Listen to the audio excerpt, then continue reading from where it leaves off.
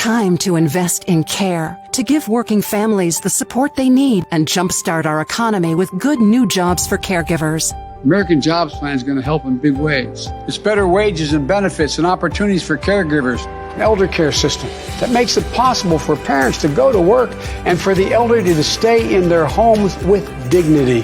Congress, pass President Biden's plan and invest in care jobs now, because care is essential.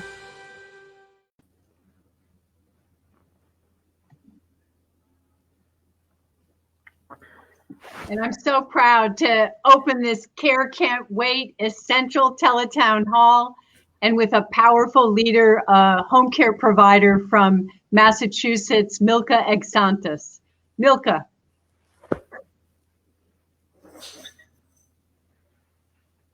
Milka, we can't hear you.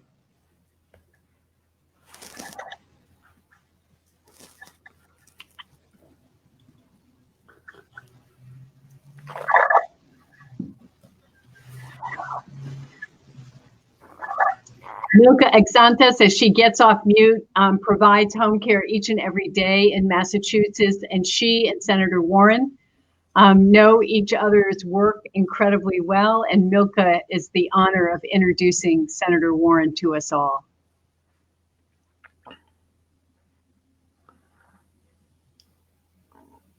And Senator Warren, since we just lost Milka, maybe we can have her thank you at the end, and just say to all of us gathered on this live stream, what an incredibly courageous and clear voice you've been about the essential need to invest in the caregiving economy for babies, on childcare, and for elders and people with disabilities, for families all across this nation.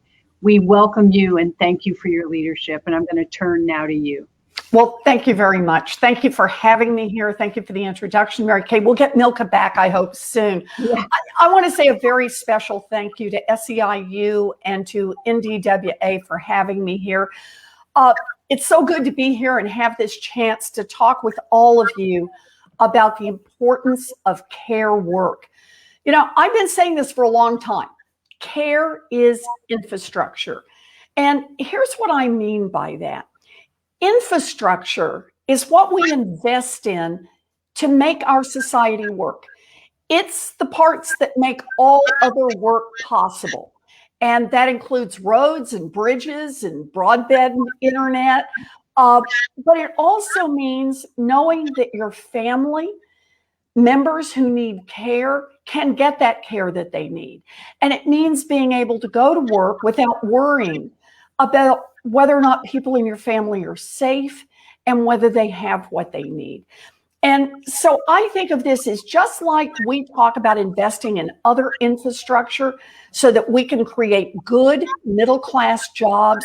We need to make sure that care jobs are good jobs that can support a family. Look, care is essential work. It is largely done by women and disproportionately by women of color. And for generations, this nation has undervalued this necessary work. It is way past time to right this wrong. We must invest in care work to support the women who do this work and to make sure that quality care is available to every family that needs it. I'm fighting for a $700 billion investment in childcare to make sure that it is available and affordable for every family that needs it. And childcare providers get paid like the educators they are.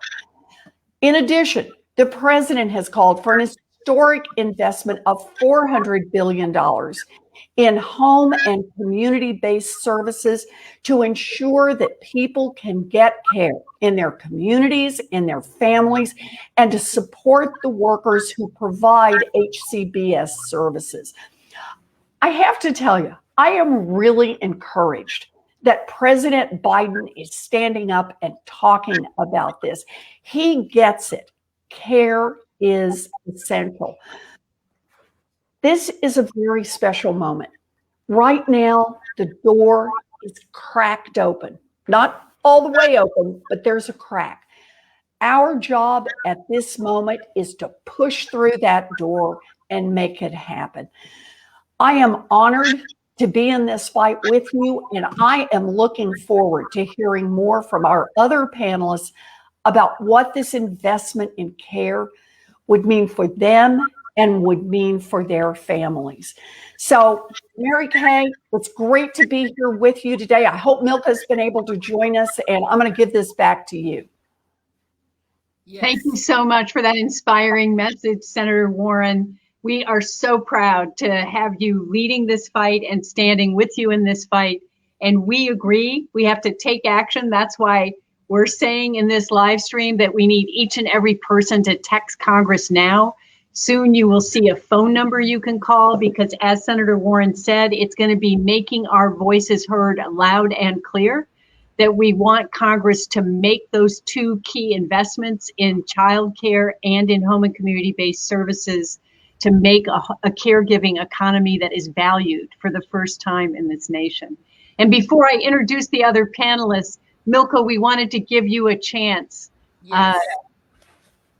Can you hear me now? We can. Welcome. Good afternoon. My name is Milka Exentus, and I am a home care worker in Massachusetts with 1199. Oh. She is, we're going to get Milka. She was a huge home care provider. And I want to welcome Dr. C. Nicole Mason. You have been such a powerful national leader on the research into economic security and equity for working women. It's absolutely key to this discussion. And you now serve as president and CEO of the Institute for Women's Policy Research. Thank you for joining us. I want to start off this question with this panel with a question for both of you. We know that millions of Americans need quality, affordable care that they either can't access or they can't pay for. We've all had loved ones who require care, and we've all spent too many nights worrying about how to get them the quality care they need. But we also know that care is universal. It's essential to getting people back to work and actually getting our economy on the right track. How can investing in care propel jobs and a more equitable economy, especially for women, primarily Black and brown women who do the majority of care work in this country? Dr. Mason, you want to start? Yeah, so I can start, and I just want to say I'm so excited to be reunited with SEIU. Some years ago, I wrote a report for 32BJ that won higher wages for airport workers at JFK and LaGuardia. So, I'm just so glad to be here. So when I think about the work ahead, this is a historic moment. It's a once in a generation moment. We have an opportunity to fix a broken system, but also prepare for the future. We know in 5 years, we're going to need 4.2 million new care workers because of the aging population. And we also, again, when we think about the continuum of care from child care to elder care, we know that there is just tremendous amount of need. And what I'm happy about in thinking about the jobs plan is that it is a great step in helping us to think about how we might do it, how we might make these jobs good, quality jobs, and strengthen and build the care infrastructure that we need for working women and families. Because we know that women are the majority of care workers, but when there is a need for care in families, women are more likely to take on that role, impacting their earnings, their employment, their mobility. And so by making these jobs high quality jobs with benefits, paid sick and family leave, health benefits, we can ensure that not only is the sector stable, but also women and families are able to take care of themselves economically, especially women of color who are more likely to be the primary wage earners in their family. Excited to be a part of this conversation and be thinking about how significant this investment will be, but also realizing that this is only a down payment on what we need to build a really robust care infrastructure in the U.S. So I'm just going to say, I completely agree with you, Dr. Mason. You got it. You are exactly right. We make this investment in care. It is an investment in our economy, and it is an investment in people and making opportunity, giving people more opportunity. I just want to do just a tiny little bit of history, if I can. Going back just a little shy of a century, the United States has been investing in infrastructure. And when it did that, when it invested in roads and bridges so people could get to work, so that employers could get their goods to market, it also said, we're going to make this investment and we're going to help create good jobs. So those construction jobs got lifted up. People got paid better. They became the jobs that helped build America's middle class. We said, we're going to make this investment in each other, and we're going to make this investment in the workers who actually do the work. Well, now is our chance to bring some racial and gender justice to this issue. We now are talking about building jobs, not just construction jobs that, let's face it, largely have gone to men, but care jobs that disproportionately go to women, and care jobs that have been badly underpaid for so long. Childcare providers, on average, make about $12 an hour. That is not enough to support their own families, and it is definitely not a reflection of the value of the work they do. At the very same time, care is too expensive for most families to afford. So this is a place where we've got to make public investment, because otherwise the math just doesn't add up. This is an investment that's good for the whole economy. Let me just give you one stat on that. A recent study found that expanding high-quality, affordable childcare would increase the number of women with young children who are working full-time by 17%. That's a boost to productivity in this country.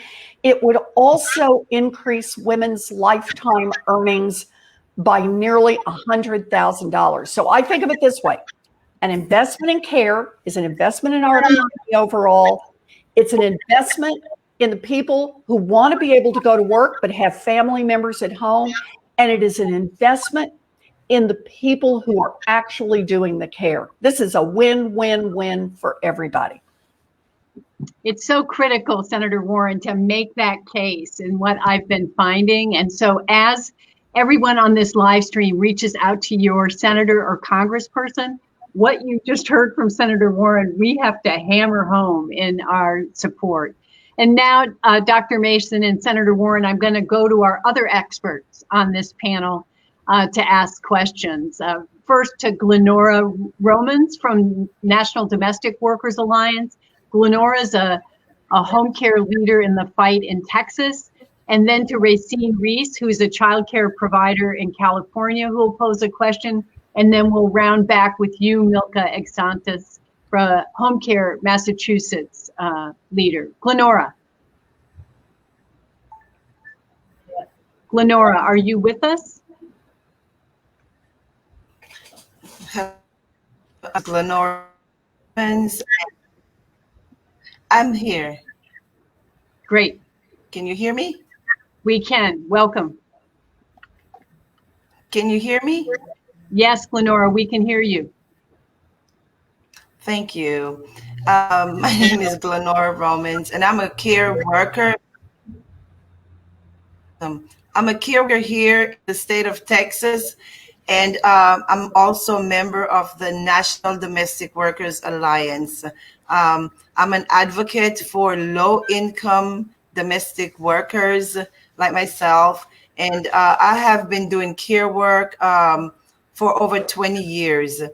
I'm very passionate about the benefits, the rights, the working conditions, and giving a pathway for a better future for domestic workers. So, Senator Warren, can you speak to the urgency of Congress acting now to solve this home care crisis? I can certainly try, Glenora.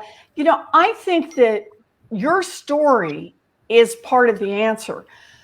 Home care workers and families who rely on home care workers need this crisis solved as soon as possible.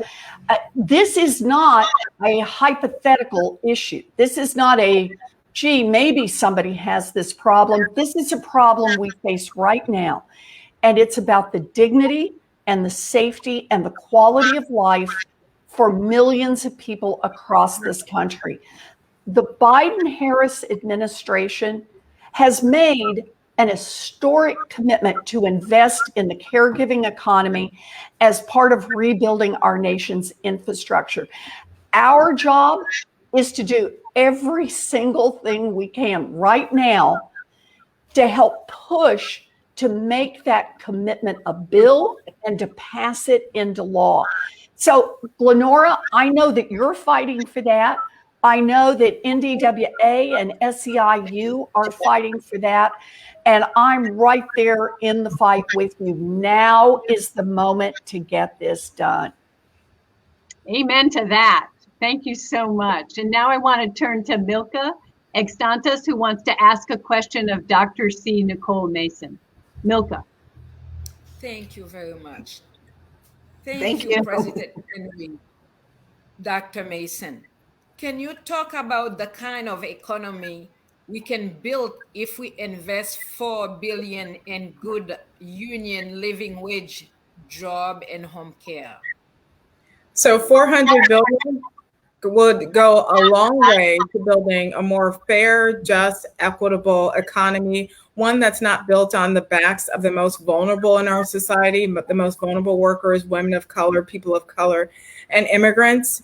It would pump much needed and necessary dollars right back directly into communities.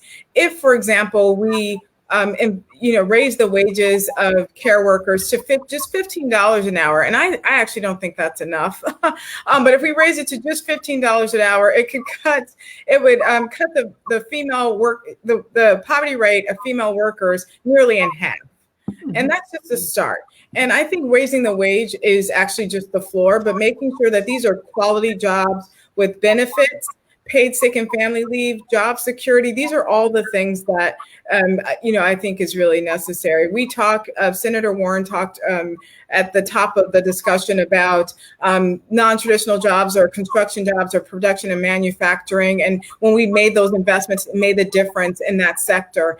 And we need to do the same for care jobs. We have to and need to understand that these are the jobs where women are in, and we have to make sure they're good, high-quality jobs that enables families to take care of their families and move them into the middle class. So when we make this investment, which I'm very clear is a down payment on the kind of infrastructure we need, and moving it from a private obligation of families to a more, a public good, and thinking about it in that way and investing in care as a public infrastructure, we will be better off and, again, on our way to building a more just, fair, and equitable economy.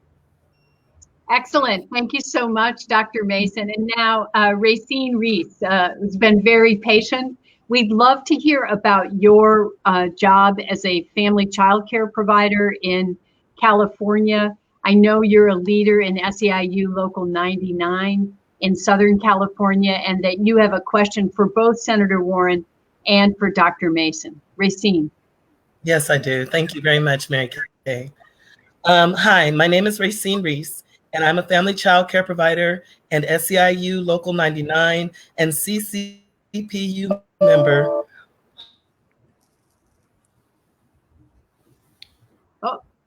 Oh, this is what we need, the broadband restored in our nation as well, in every neighborhood. It looks like Racine is coming back. I think the question she was going to ask is, from birth to death, people deserve quality, empathetic care. And as care workers, she believes we deserve to be respected, protected, and paid. And so what does a world look like that makes that a reality? And what do we have to do to get there? Dr. Mason, you want to start?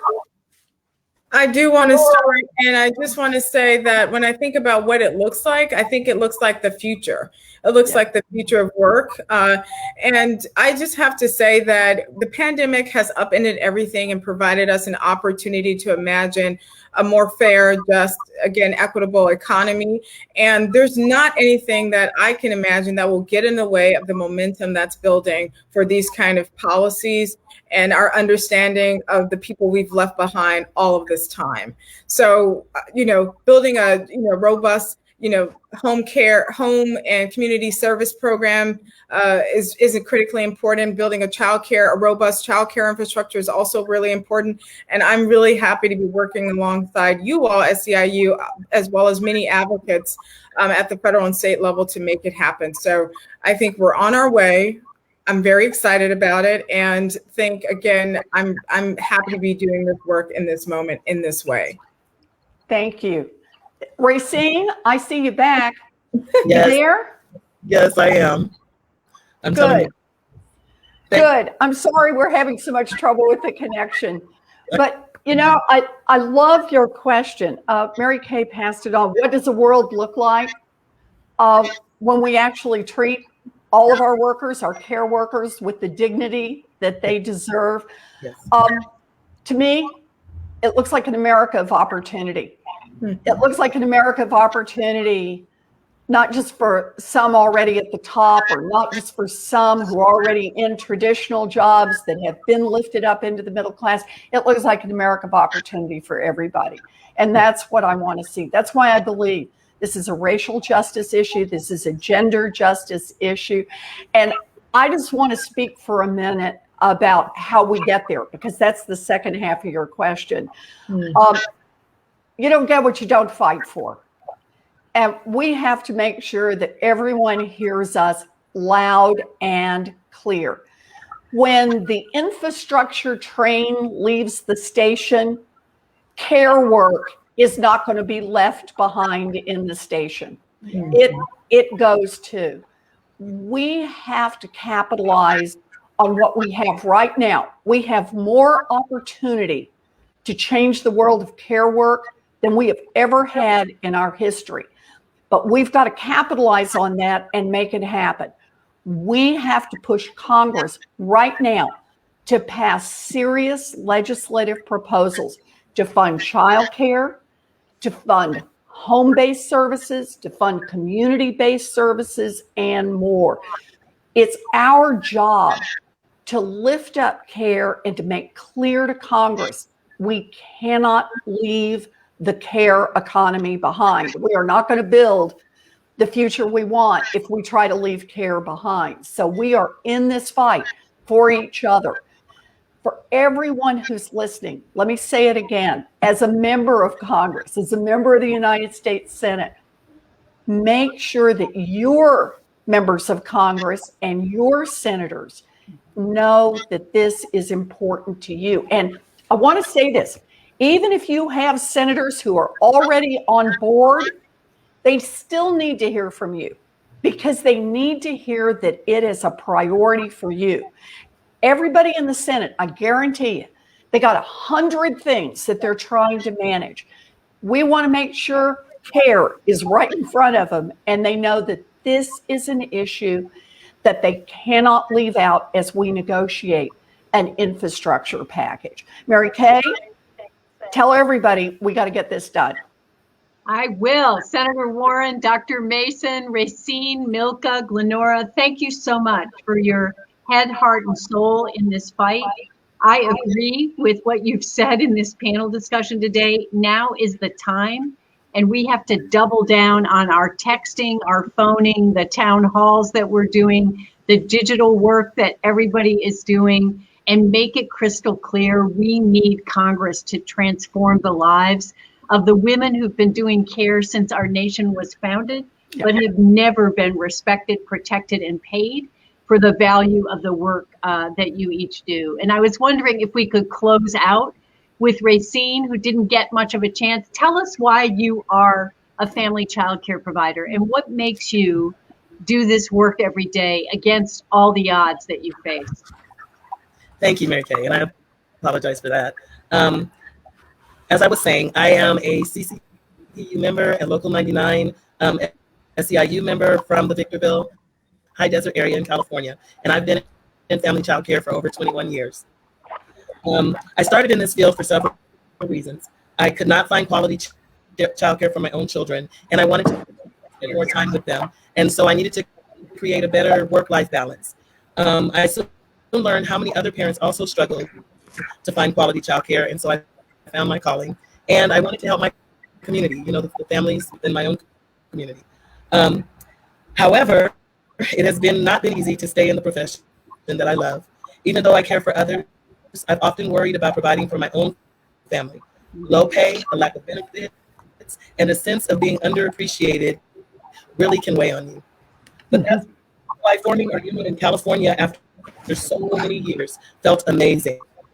A seat at the table through CCPU allows us to fight for a better future for our families, and we deserve it. This past year and a half during the pandemic has really shown how important our work is, and that family child care providers are essential. I also know, however, that child care is only one part of that care puzzle. While dealing with the challenges of the child care business, my mind would often drift off to things like retirement or what would happen when I get older.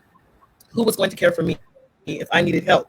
And I saw firsthand the care crisis when my stepdad was sick and needed care. He could not afford care, so our family had to step up. It hurt me that I could not be there for my mother as much as I wanted.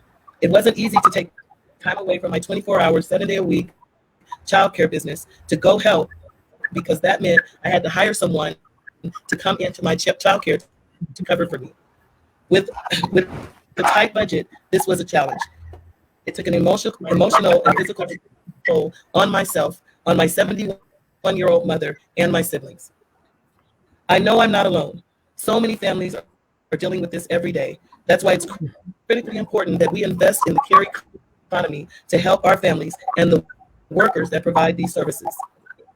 This issue is very, very important to me, and I appreciate being here today to share my story. Thank you. Thank you so much, Rachel. We know that many, many women are called to do this work, and that's why it's so thrilling to have Senator Warren and Dr. Mason, who understand the value of this work, and why we're so proud to be in the fight beside you. We need everyone on this live stream to call that phone number or to text the number that you saw earlier to your member of Congress. Whether you think they're a champion and they got it, they need to hear from you, because this is the most important moment, as we've heard from Senator Warren, and we need to create a groundswell that is a deafening noise, that we understand we're going to invest in both home care and child care work all across this economy. So I'm proud to be in the fight with all of you today. And I know when we fight together, we win.